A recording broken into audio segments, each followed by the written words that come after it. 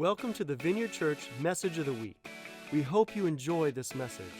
For more information on this podcast or other resources, go to vineyardlive.us. To learn more about us, go to thevineyardchurch.us. Welcome to the Vineyard Church of Central Illinois. My name is Samuel Warden. This is my wife, Keirstyn Warden. We are so thankful to be doing Vineyard Live. But what I'm more excited about are these four people in the room. We've got two Rev students. We got two Rev leaders, ex-Rev pastor, who's awesome, Brandon. If you don't know what Rev is, it's our youth group at the Urbana campus. I'm so excited for today. Yes, but before special shout-outs. Yeah, special shout-outs. But before we get started, we're going to do something different. Are you guys ready? Sure. We're actually going to give a shout-out to the people behind the cameras and audio. So if we could get some love on Rich at Camera One. What's up, Rich? Hey. We've also got Ryan, the legend, at cameras 2 and 3. Running 2 cameras. And then we've actually got someone right now who is on a mobile camera, John. Lit. What's up, John? Look at this guy. And then, of course, we've got the people in the back, the audio team, who make everything possible. Christina and Chris, Yes. You guys are amazing. Love you guys. But seriously, everything that you're seeing online right now, all we're doing is talking. They are Yes. doing everything else. They're absolutely amazing. So, yeah, we love you guys. Yeah. Thank you so much for all that you're doing. Yeah, we are so excited to be here in person, real live humans in a room together. We're so I haven't seen excited mine you're forever. here. I know, it's been so long. And we have just had an amazing time. And if you're watching in a group or alone, you're actually invited into this conversation. Yes. We say it like this in Rev, hit us up in the comments. Like, let us know that you're here. Let us know that you're watching. If you're watching on a screen, take a picture. Tag the Vineyard Church. We Tag want to us. see that you are watching right now and you're here with us. But this series has been so good, guys. Like, so good. Yeah, it's been Literally, fire. Julie, first week, coming in with the heat that your mouth matters and your words have weight. Yeah, so honestly, good. such a powerful message. Into Dai's powerful message about communion and that demonstration was like, literally, if you did not melt, like, powerful. I honestly don't know what's wrong with you. And then Putty, publicly apologizing for his chaos. Thank God. I'm kidding. From More Love, More Power, right? Like, finally. But About time, seriously, right? but seriously, his amazing timely take on Psalms 23 was so good. And then Mike last week, that we actually have a grace to listen, which is so hard to hear, but also so good. Yeah. And today we're excited to pick up kind of where they left off. Yeah, we're talking about being in the middle. Yeah, and when I think about fresh bread, honestly, I have a very vivid high school memory. And I first off have to apologize to Taylor as a teacher for this story. Yeah, right. And don't take my advice in this at Ethan, all. Don't do this, bro. Do But not. here I was in an advanced biology class, and I should also state that this was not very advanced. Okay, I'm a senior. This was 3 other people in the class, and we were using the freshman year regular biology book, but taking a little extra time on it. Okay. So I should also state that I loved school. It was a good time. However, I was there for other reasons, like making friends, playing sports, somewhat of an education. Yes, in that order. It just is what it is. Here we find ourselves, advanced biology, we're making bread. Now, I don't know what section this was in, maybe making yeast. Again, don't remember. Irrelevant, honestly. But we're in this time where we're actually going to make fresh bread. This should have been a one-day event, but I actually had a little bit of other plans. So as we're adding the ingredients, I'm just slipping some extra things in as we go. And obviously, it didn't work. Like, it just didn't work. And this lasted for 2 weeks. Yep. That's right. 2 weeks of advanced biology, we made bread. And it was the best time ever. And honestly, I feel bad now. Taylor, again, I feel bad.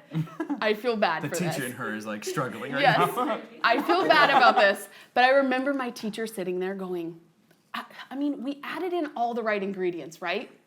Like, we followed all the right steps. But there we stood, all 4 of us, looking at this bowl, going, what went wrong? And if I were to be honest, I feel this picture right now, since we are halfway through the year 2020, as we look at this bowl of a year and say, what will happen next? I mean, I don't know about you guys, but I don't love the process of things. Right. I don't love the just wait, just chill, just see how this plays out. I like to see the task, the goal, whatever it is, and I like to win. I like the 1 + 1 = 2, simple. Yeah. And honestly, this year has been anything but that. It's like, how much crazy could we actually fit into this year? And we find ourselves in the middle of the year going, oh my gosh, what will happen next? I know for you guys, I'm sure you're like, you know, Maya, you just graduated. Ethan, you're in the middle of high school. I'm sure you guys are like, will we go back to school in the fall? It's a real thing. And I know for you parents out there, you're going like, dear Jesus, will they go back to school in the fall? It's real. We're all feeling that. And for business owners and people who have jobs, I know you guys are looking at like, will this ever return to normal? And for other people, we're looking at the centuries worth of injustice in our nation going, will this ever change? Yeah. But here we are finding ourselves in the middle. And honestly, the middle is messy. The middle is tough. The middle feels like we don't have the solution. And this process we're in, this process requires one thing from us, and it requires us to trust. Now, trust is a really small word, but so much harder to actually attain. Right now for us, we are in the middle of trusting God for a house. We're a small or a growing family with 2 small kids, and we're asking the Lord, like, we would really like to be in a house together. And with a growing ministry, we want a place not for just our kids to grow up, but, you know, for our students to come and have community. And this has been such a hard time. Actually, I've had to move my like credit score app and my like realtor app into a folder on my phone that says trust Jesus. Because I'd find myself like clicking anxiously like, okay, did anything change? Every 5 minutes. You know, it was a mess. literally every 5 minutes. But trust requires us to say, God, I know that you're actually here with us. You're in the middle with us, even though the middle is messy. Do you mind reading, Taylor, Proverbs 3, 5-6 in the Passion? This is such a powerful, powerful verse. So go ahead. Trust in the Lord completely, and do not rely on your own opinions. With all your heart, rely on Him to guide you, and He will lead you in every decision you make. Become intimate with Him in whatever you do, and He will lead you wherever you go. It's so good. I mean, that part about with all your heart, rely on Him, and He will guide you and lead you in every decision you make. Aren't you so thankful you don't have to make a single decision alone? Yeah, so good. Like, Taylor, in wedding planning right now, Right. Brandon, in raising your kids, we don't actually have to make a single decision alone. It's so good. But we're actually going to spend a lot of our time today looking at John 11. And a little context, Martha and Mary are first introduced in John 10, and they actually invite Jesus into their home. And you see that there's so much love between Jesus, Martha, and Mary. They're just really good friends. And we pick up in John 11 where they send an urgent message to Jesus that Lazarus is ill. So let's pick that up in John 11, 5. If you have your phone or a Bible, click there, flip there, or just view the magical words beneath us as we go on. Okay, so here we are. Now, Jesus loved Martha and her sister and Lazarus. So when he heard that Lazarus was ill, he left immediately, urgently, to find where Lazarus was. Hold on, is everybody reading That's this not my right now? translation. That's right. That's how we want to hear it. But this is what it says. It says John 11, verse 6. It says, so when he heard that Lazarus was ill, he stayed 2 days longer in the place where he was. He stayed 2 days longer. You want to talk about a messy middle? That had to be messy. I can actually visually see Martha and Mary going, okay, if we sent for Jesus yesterday, surely he would show up today. Or, you know, even questioning, like, I thought we were good friends. Yeah. Where are you, Jesus? And we can't just look at this as a story in the Bible. We have to remember that, man, this is real life. Yeah. And we feel that right now as we look at buying a house and all this stuff. We're going, okay, we've been praying, we've been asking. This is tough, this is hard. And honestly, 1 + 1 does not look like the equation right now. And honestly, the middle is just messy. Yeah. And I think that's like the crazy part about this whole thing is like trust is so like needed in this season. And when I think about the middle, it is messy, but I think about it being mandatory. And I feel like after hearing how messy it is, it's like, I don't want something to be mandatory. I don't know about you. I'm like, if it's messy, I'm out. Like, I don't want to do it. But it's so mandatory. And I've just found that like there's no ifs, ands, or buts about it, that like the middle is in fact mandatory. And I want to put it in an example that, you know, Taylor and I can really relate to. I know you like to travel. I know you like to travel. I think you like to travel, right? Yeah. Kind of. I mean, you're like, it is what it is. It is what it is, right? Yeah. But traveling, like I love to travel, but not in a car. Now, if you're married, you know why. It is so real. Every emotion comes to the surface in a car ride. You argue, you laugh, it just bubbles up. You apologize more than you ever have in your life. Like, car rides are just not fun. But I love flights. Anybody else like flights in here? Okay. I love flights. As a kid, though, like I was that kid that was like really scared of heights. I still low-key am. But I would like start shaking at takeoff. Like, and my stomach would start flipping. My hands would get sweaty. And I'd be like, for the love of God, can we please stop this? Like, and then we would get to the middle. And then the middle was the safest place for me. Like, in the middle, I found peace, I relaxed, I was good. I trusted that the pilot actually knew how to fly the plane. Yeah. But as an adult, like, something switched. Like, I don't like the middle anymore. And I think it's just because it became mandatory. Like, it's something that we actually have to do. Yeah. For example, I'm about to describe some flights. And if this relates to you, I want you to laugh at home. I want you to laugh in the room. Chris, you can laugh back there, bro, because you know what I'm about to say. Amen. Why is there a baby on every flight? Okay, like let's talk about it. There's always a baby crying on every flight, and I don't know if they get extra points for your flight stuff, but I'm just gonna start bringing an extra baby. I don't know.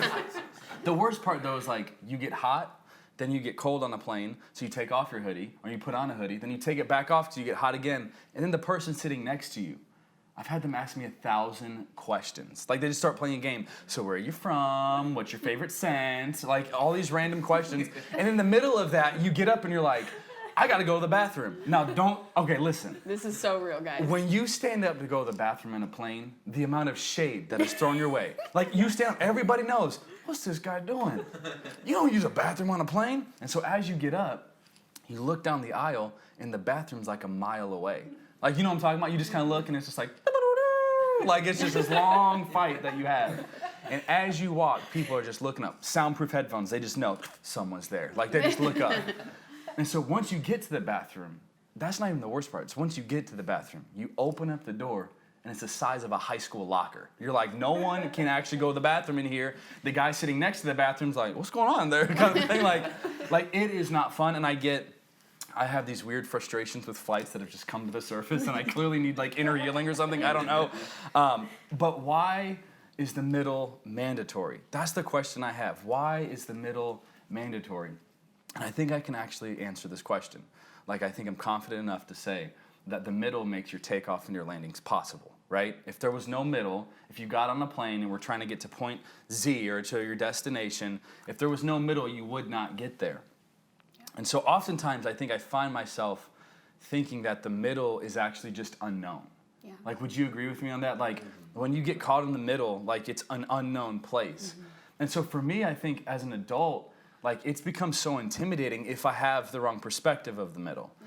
I think it's easy to look around the world right now and be like, we're caught in the middle of chaos. How do we get out? Yeah. The middle seems unknown. But there's something that I was just like talking to the Lord about the other day. I felt like he said, the middle is only unknown to you. It's concrete to me.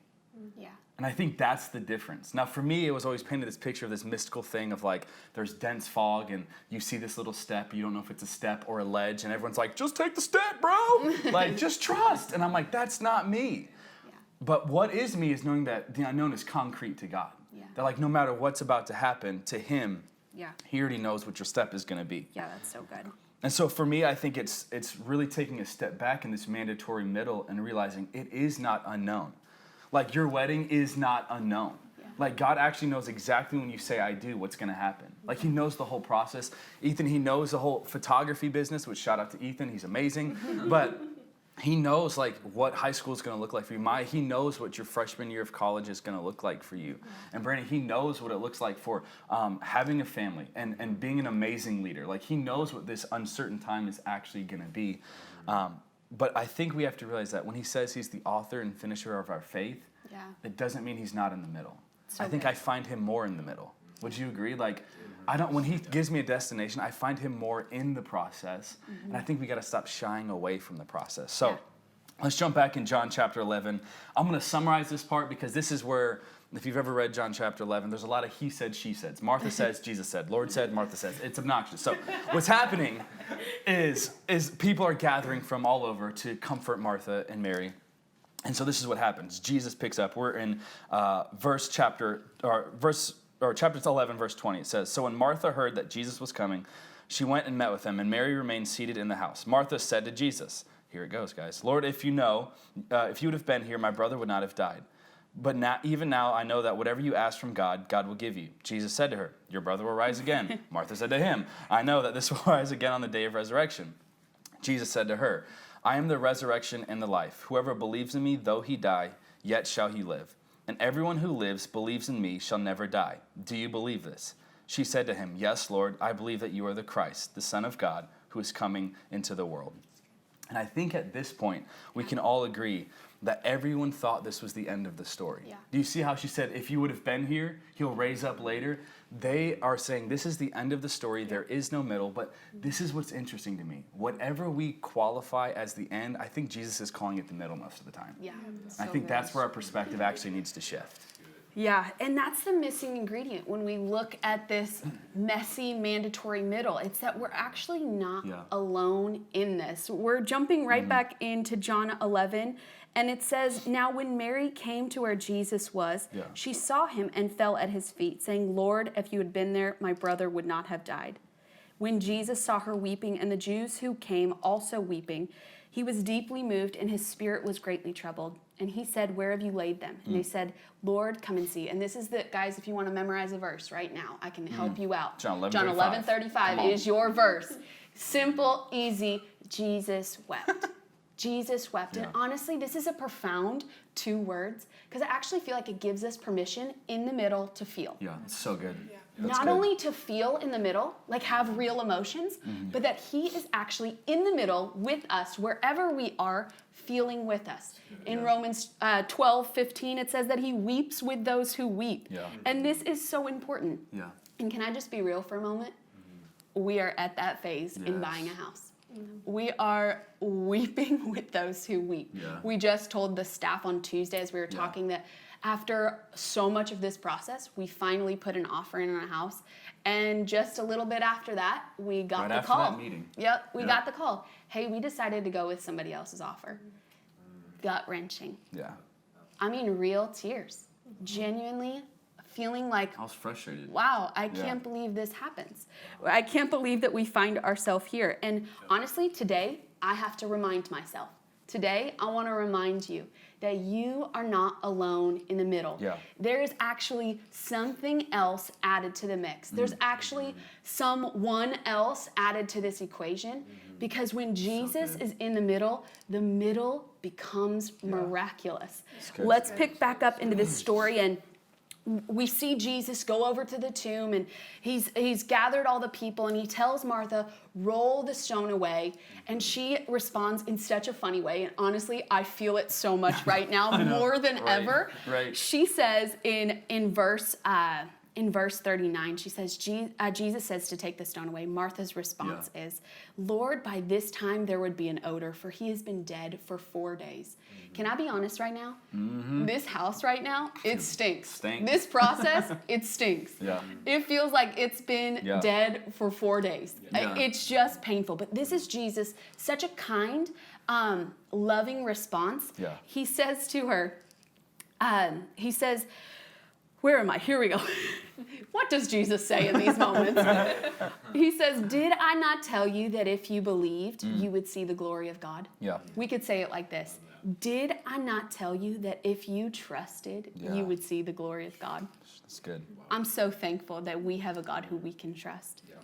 And then he says, he lifts his eyes to the Father and says, thank you that you have heard me. I'm so thankful he hears us. Even when we're complaining, even when we're crying, even when we feel stuck in the middle. We've said a simple prayer throughout this whole process that, Lord, I thank you that mothers and fathers need homes. It's a simple prayer, but I'm so thankful he hears us. And he says, I know that you've always heard me, but I say this on the account of people standing around, that they may believe that you sent me. He said these things and cried out with a loud voice, Lazarus, come out. And the man who was dead came out, and his hands and feet were bound with linen strips, and his face wrapped in cloth. And Jesus said, unbind him and let him go. Man, this is my favorite So part good. of the story. Like, I can see everyone's face. It's like, okay, Jesus, I Yes. see you, Jesus. Yes. Like, do you, Jesus? Like, Yeah. this is such a critical So good. part of the story. And I want to put it this way. Like, when the sisters were putting a period in this story, God was actually placing a comma. Yeah, it's so good. And I think it's so easy for us to actually, in our stories, want to place periods where Jesus is actually saying, no, I'm placing a comma.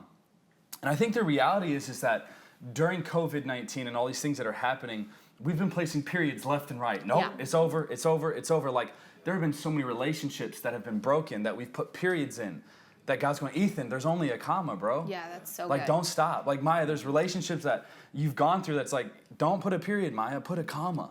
I think that's like the reality of the God we serve is he's the God of the comma, not the period. Yeah. Like, we think that like he's like, no, it's over. Like, the cross to us was like the end.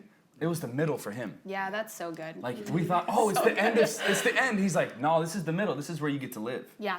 And so I think the reality is, it's like, with COVID, I might have to put this iPad down. Brandon already sees my feet. You better preach. My Pentecostal's coming out. Yeah. But what we see with COVID is, I've seen so many people say, well, this is something we've never seen in the world.